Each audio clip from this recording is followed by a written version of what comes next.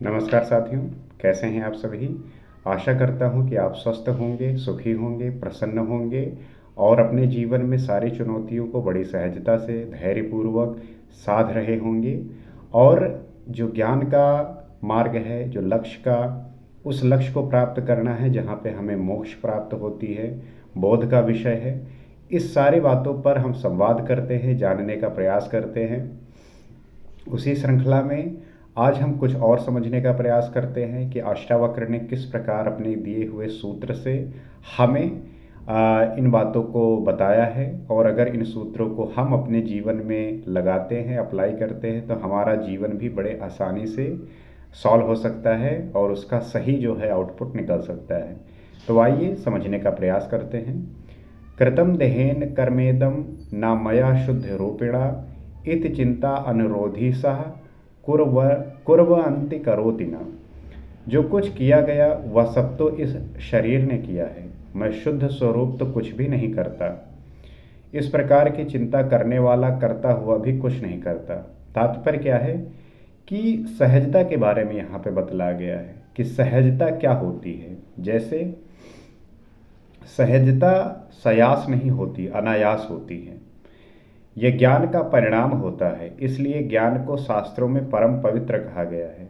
जो सहजता है वो आपके ज्ञान का जो है परिणाम होता है।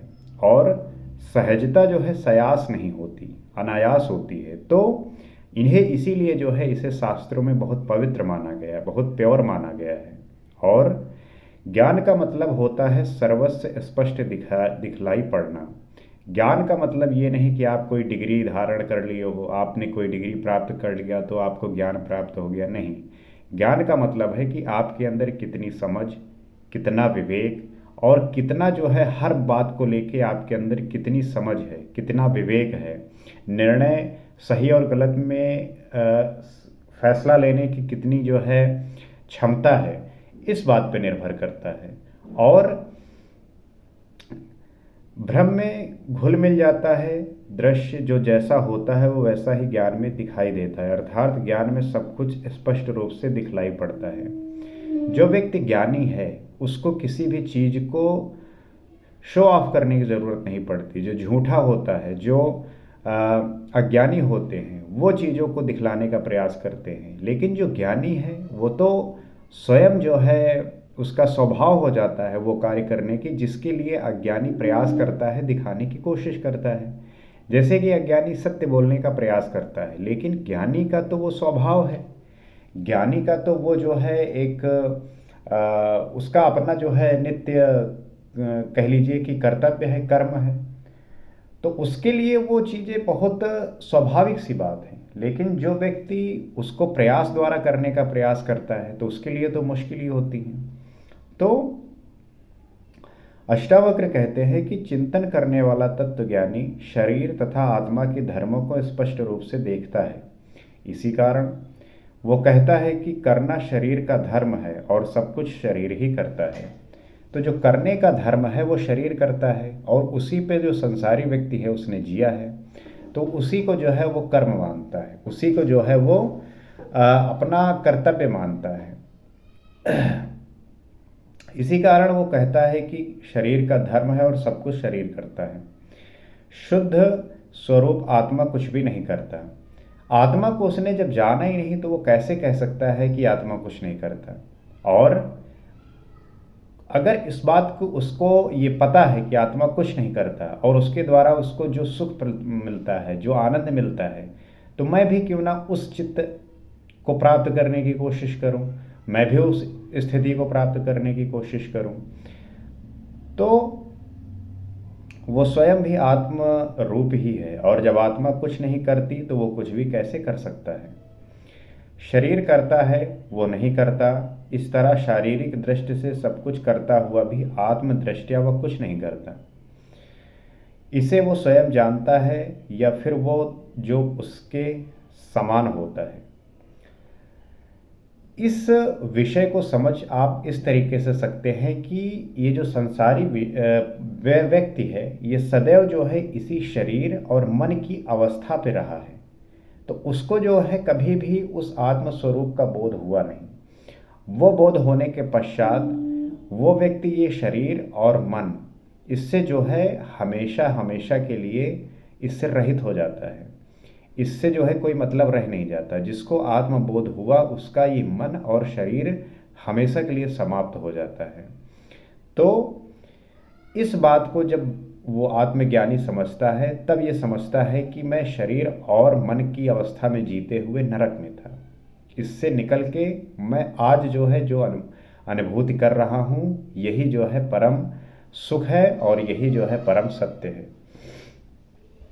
अतद्वादीव कुरते न भवेदपि वालिशा जीवन मुक्ता सुखी श्रीमान संसर अपि शोभते। जीवन मुक्त उन सामान्य लोगों की भांति कर्म करता है जो कहता कुछ और है तथा करता कुछ और है, तो वो अविवेकी नहीं होता। यही कारण है कि वो सुखी सभी प्रकार से संतुष्ट हुआ इस संसार में रहकर भी सुशोभित होता है। तात्पर्य क्या है कि ज्ञानी की पहचान हमेशा ज्ञान के द्वारा होती है, कर्म के द्वारा नहीं। मुक्ति भी ज्ञान के द्वारा मिलती है, कर्म करके कोई मुक्त नहीं हो सकता। तो किसी भी ज्ञानी की पहचान उसके ज्ञान द्वारा होती है, ना कि कर्म के द्वारा। और किसी को अगर मोक्ष प्राप्त होगा तो ज्ञान के द्वारा होगा, कर्म के द्वारा नहीं। अब बात ये समझ में आ जानी चाहिए कि आप कितना भी कर्म कर लें, जैसे कहते नहीं कि कर्म करते रहिए फल की चिंता मत करिए, तो ये बात तो ठीक है कि जो आपका कर्तव्य है वो करते रहिए, कर्म करते रहिए, परंतु मोक्ष प्राप्त आपको तभी होगा जब आपको ज्ञान प्राप्त होगा। और ज्ञान प्राप्त तभी हो सकता है जब आप कामना से रहित होंगे, वासना से रहित होंगे, इच्छाओं से रहित होंगे। तो संपूर्ण कर्मों का आधार शरीर, मन तथा अहंकार होता है। जो कर्मों का आधार है, जो कर्म है, वो सदैव जो है शरीर, मन और अहंकार का होता है। और जिनके रहते संपूर्ण कर्म बंधन ही होते हैं। अब जब तक ये संपूर्ण कर्म बंधन बने हुए हैं तब तक जो है अज्ञानी जो है सदैव वो बना रहता है। परंतु ज्ञानी आत्मा में जीता है जिनसे इसके सारे कार्य नाटकवत और स्वभाव से होते हैं, वो उनसे लिप्त नहीं होता। इसलिए ज्ञानी की पहचान उसके वचनों द्वारा होती है कि वो क्या कहता है। ज्ञानी की सदैव पहचान उसके वचन से होता है कि वो क्या कह रहा है। करने से उसका कोई भाव होता नहीं है। ज्ञानी की सदैव पहचान होती है उसके वाणी से, उसके वचन से। तो ज्ञानी को सदैव जो भी कह रहा है उसे इस बात का बोध हो कि उसके द्वारा निकला हुआ शब्द उसके ज्ञानी होने के प्रमाण साबित करेगा। तो हमेशा सोच विचार के आप जो है बातों को कहिए।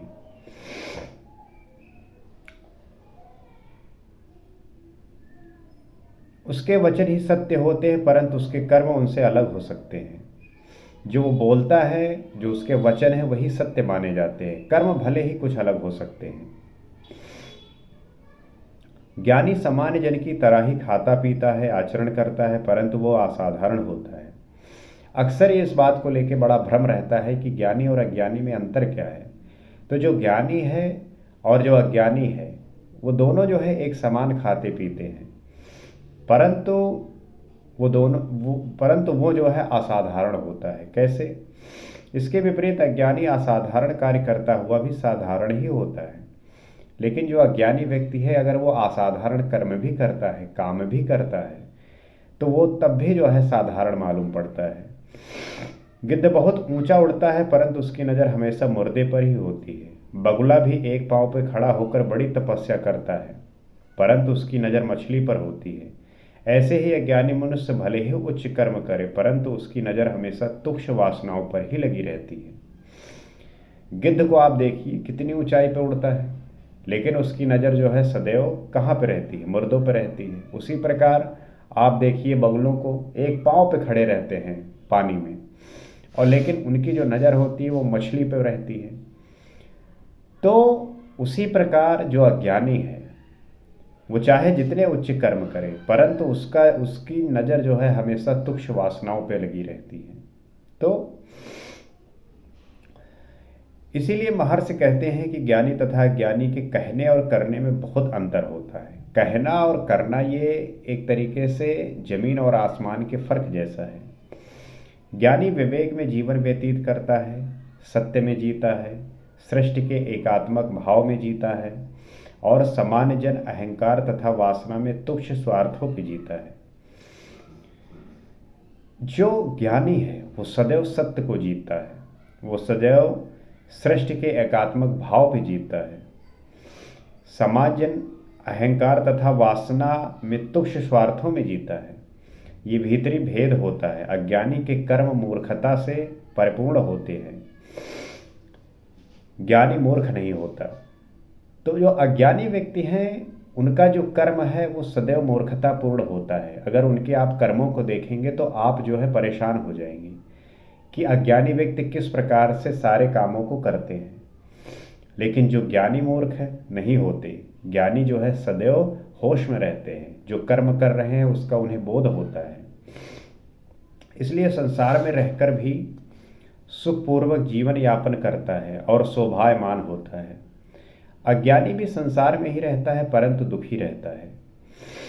तो जो ज्ञानी है वो इस संसार में रहता हुआ सुखपूर्वक जीवन यापन करता है और शोभायमान होता है। ज्ञानी भी संसार में ही रहता है परंतु दुखी रहता है। ज्ञान की पहचान ज्ञान के द्वारा होती है, कर्म के द्वारा नहीं। जबकि अज्ञानी की पहचान कर्म से होती है, क्योंकि वो कर्म में जीता है, ज्ञान में नहीं। अक्सर लोग कहेंगे कि भैया काम वाम नहीं करते हो। अब उन्हें कौन बताए कि कर्म जो है एक अज्ञानी की पहचान है। लेकिन जो ज्ञानी व्यक्ति है उसकी पहचान ज्ञान से होती है और ज्ञान जो है वो कर्म से बहुत ऊंचा है। अब इसको समझने के लिए एक ज्ञानी की ही आवश्यकता पड़ती है। कर्म करने वाला इस बात को नहीं समझ सकता, क्योंकि ये कर्म में जीता है, ज्ञान में नहीं। ज्ञानी ज्ञान में जीता है, कर्म में नहीं। ज्ञानी सदैव ज्ञान में जीता है। उसके लिए कर्म बहुत तुक्ष्म है, उसके लिए बहुत निम्न है। तो उसके लिए जीना, उसके लिए इस तरीके से कार्य करना, वो उसकी दशा को प्रदर्शित करता है। तो यही अज्ञानी और ज्ञानी में फर्क है। आप इस तरीके से अपने साथ रह रहे लोगों के बीच में, समाज में आप लोगों को डिफ्रेंशिएट कर सकते हैं, आप पहचान सकते हैं। लेकिन पहचानेंगे तभी जब आपके अंदर इस बात का बोध होगा कि कैसे हम डिफ्रेंशिएट करें, कैसे पहचान सकें। खैर, पहचानना बहुत आसान होता है जब आप अपनी तीसरी आँख खोलेंगे। तीसरी आँख खोलने का मतलब जब आपके अंदर अंतर्दृष्टि पैदा होगी। ये जब दो आँख बंद होंगे और तीसरी आँख खुलेगी, तब आप देख पाएंगे, उन्हें समझ पाएंगे, उन्हें जान पाएंगे। तो आशा करता हूँ कि आप बात समझे होंगे और इस बात को ऐसे भी लोगों तक बताएंगे, उन्हें भी समझाएंगे, ताकि उनकी भी अंतर्दृष्टि खुले, वो भी समाज में लोगों के बीच में रह रहे लोगों को पहचान सके और अपने अंदर भी ये परिवर्तन लेके आए, ताकि उनके जीवन में भी वो परिवर्तन हो सके। इसी आशा के साथ अगले एपिसोड में आपसे फिर मुलाकात होगी। आज के लिए इतना ही। नमस्कार।